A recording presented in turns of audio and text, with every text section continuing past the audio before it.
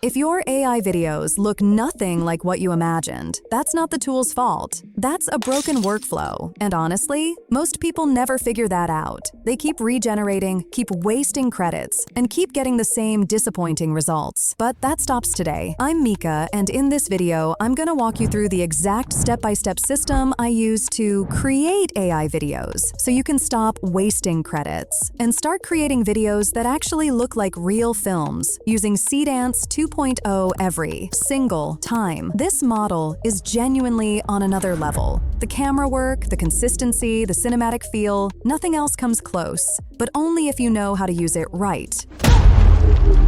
And by the end of this video, you will. Let's get into it. All right, step 1. And this is the step that saves you the most credits. Before you touch the generator, you need to know exactly what's happening in your scene. Now for this, you can use any chatbot, ChatGPT, Gemini, whatever you prefer. I'm using Claude. And honestly, I'm a little lazy when it comes to typing. So I use Whisper Flow to just speak my story out loud, and it converts it to text instantly. All you have to do is describe your story.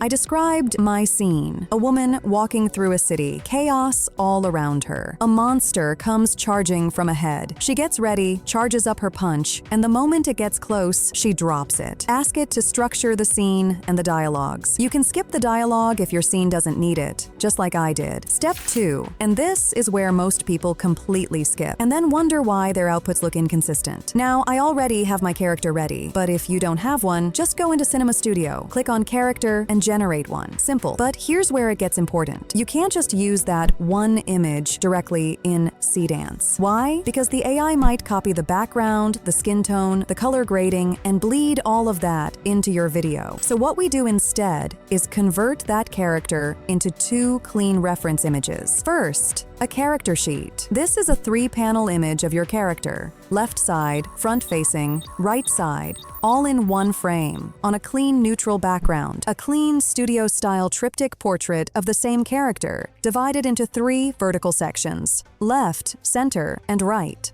This gives Seedance a full understanding of your character from every angle. Second, a close-up, just the top half.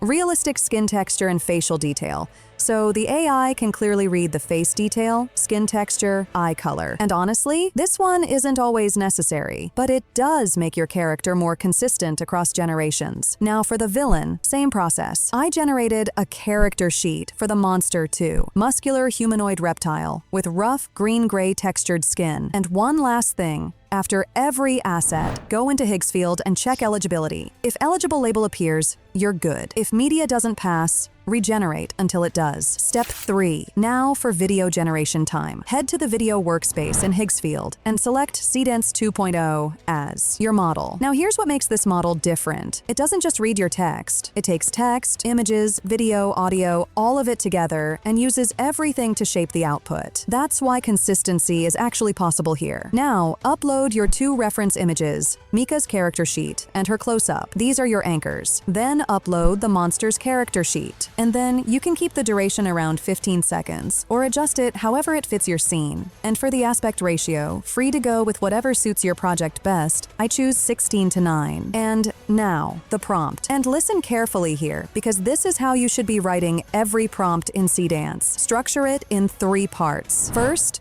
your scene, what's happening on screen. Second, your camera, how it moves, the lens, the angle. Third, your audio, what should be heard. For this scene, a young woman walks calmly on a city street. A massive, hulking, gray, muscular monster suddenly appears ahead, charging toward her. She stops, builds golden energy in her fist, and throws one extreme, slow-motion punch that destroys the monster. You can also add the "at the rate of" symbol to select your image directly inside the prompt for clearer guidance. Hit generate, and look at that.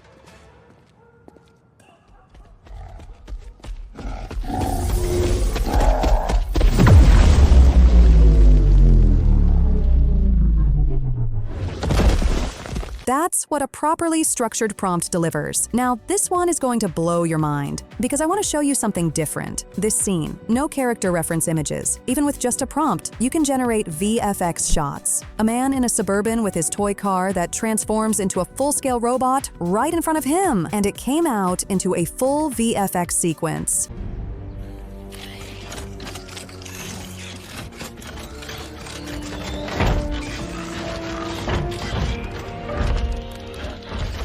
like this? Oh my God!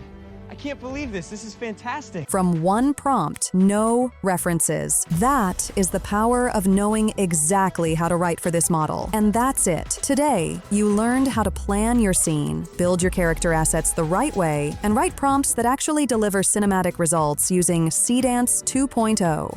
All the prompts I used today, you'll find them in the description below. Go grab them, and I'll see you in the next one.